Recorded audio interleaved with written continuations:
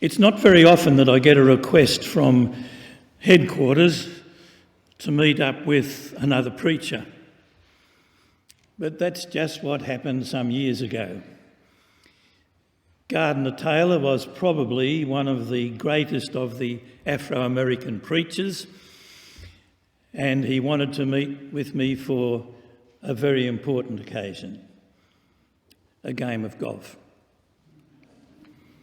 And as we played, I asked him what it was that inspired his sermons. And he said, well, I couldn't possibly preach a sermon unless I had seen what was playing on Broadway, because what the playwrights are doing these days informs my understanding of the gospel.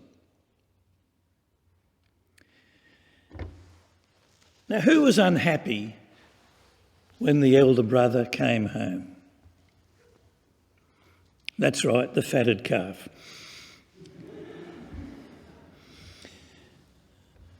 But I couldn't do what Gardner did and go to all the plays, so what I did was to go to musicals. And in one of them I found something that just seemed to be perfect for this morning. It's when Lancelot comes on the scene, and in Camelot he begins to sing C'est moi. I've never strayed from what I believe, I'm blessed with an iron will. Had I been made the partner of Eve, we'd be in Eden still. And then finally, the godliest man I know, c'est moi. And we dislike him. There's a little bit of the attractive sinner and stale saint there. And I can understand the little girl who prayed, God, please make the bad people good and the good people nice. Because sometimes the good people aren't nice.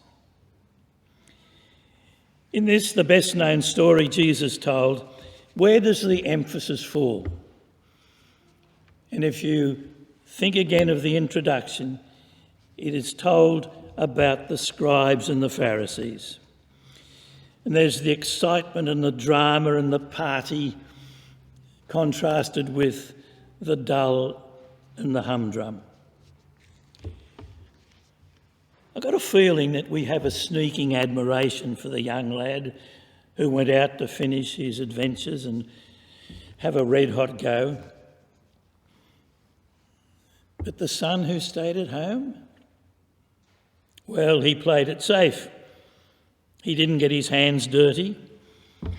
He had all the qualifications that you would regard as being important for church membership. Solid citizen, model of respectability, pillar of society, and he's hard to live with. Jealous, self-righteous, self-pitying. He can't understand what's all the fuss about. Just because an irresponsible young man, badly compromised, has come when he really had no other choice. What's all the fuss about? And in some ways that must be how the Christian experience looks to people from the outside. There are some truths that can only be experienced.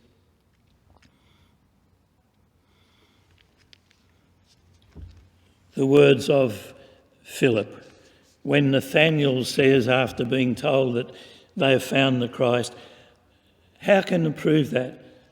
And Philip's response is, come and see.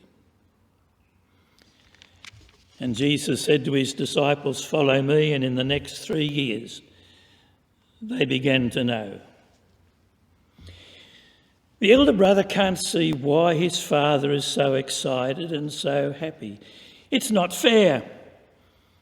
This is a model church member, guaranteed to stick to the orthodox faith and traditional values. He takes his religion seriously. He reads his Bible. He prays. He obeys the commandments. Every Sunday you'll find him at church. Dull, conventional respectability. And that's what it looks like from the outside.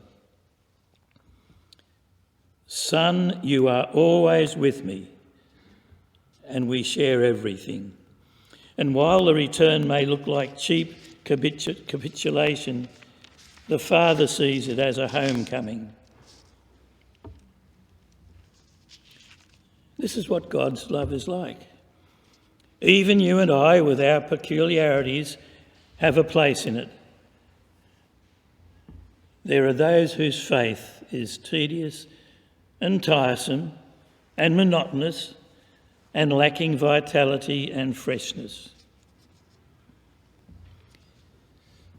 If we were judgmental, we'd probably call them the do-gooders. People whose faith has never made them warm or joyful, who've never been lost in wonder, love and praise. And so this morning, how tragic it would be for us to take for granted the love and the forgiveness of God. And so the boy who stayed at home judges his brother. Now I realise there are some people who aren't comfortable in church. As one teenager said, I'm serious, but these people have everything settled, cut and dried. Respectable people go to church. But in the denomination to which I belong, we found that we could never sustain a vibrant, living church in the area where there were just working class people. We needed middle class, we needed respectable.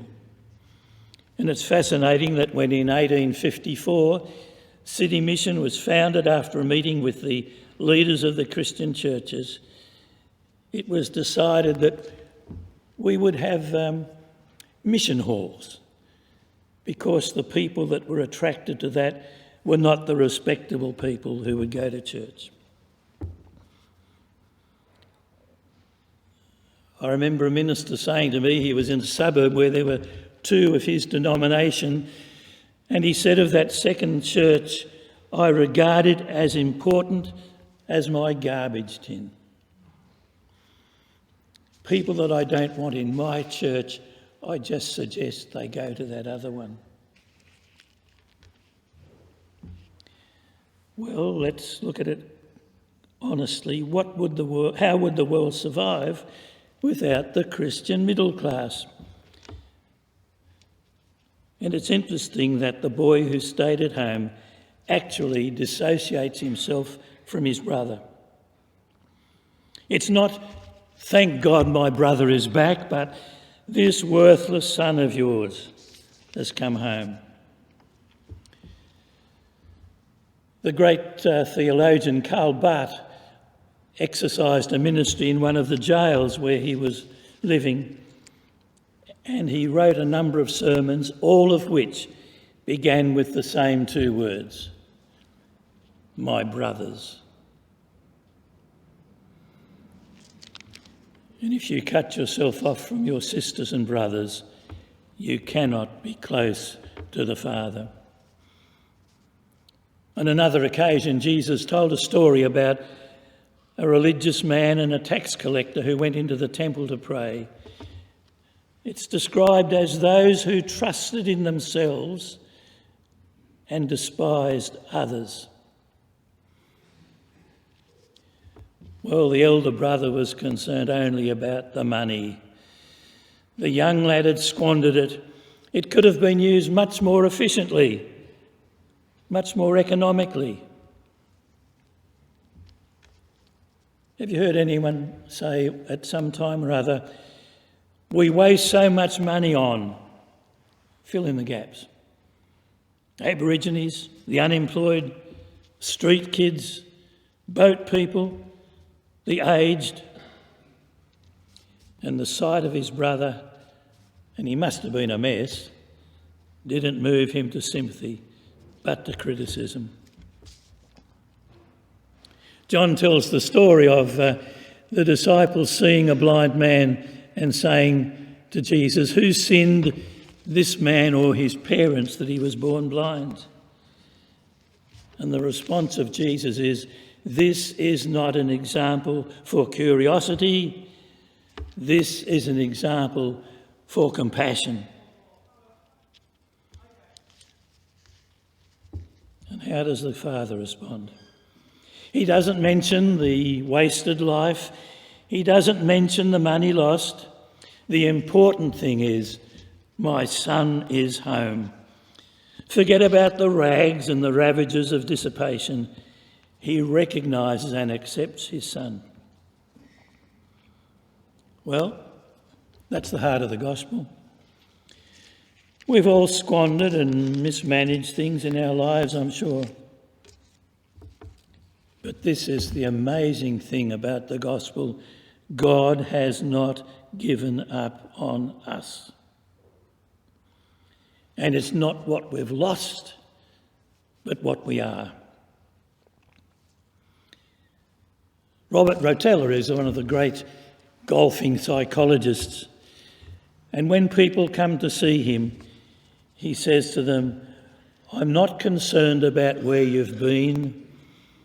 I'm concerned about where you're going.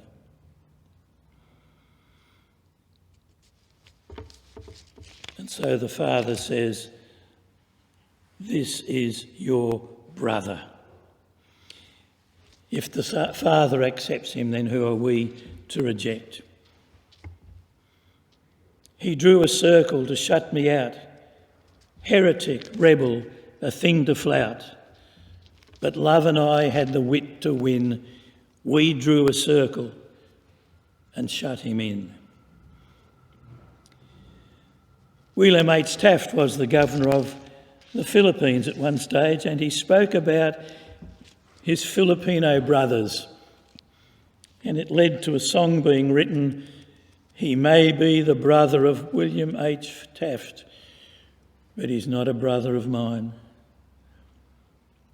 And ignorance and fear and self-righteousness and superiority. And the one sad thing is that the boy who stayed at home was not at the party. The father was there, the brother was there, the servants were there, even the fattened calf was there. But how could they be truly happy if the other son was missing? Well, there it is. A story told to a jealous, self-righteous, critical, judging group of religious people. People who kept the letter of the law but broke its spirit. People who believed that discipleship meant no more than abstaining from this and refraining from that. And us, joyful people, people who need to allow our lives to be warmed by God's love and then reach out to those to whom we can express love, to colleagues, to family, to neighbours. Not from some superior standpoint, but as D.T. Knowles puts it, as a beggar sharing bread with someone who is starving. How wretched to be the boy who stayed at home. A grumbling, jealous, critical, self-righteous outsider, even within the Father's house. Well, it doesn't have to be. Let us reflect on the miracle that we are loved by God at home in our Father's house. As the Apostle put it, you love him, you believe in him, and are filled with an inexpressible and glorious joy. To God be the glory. Amen.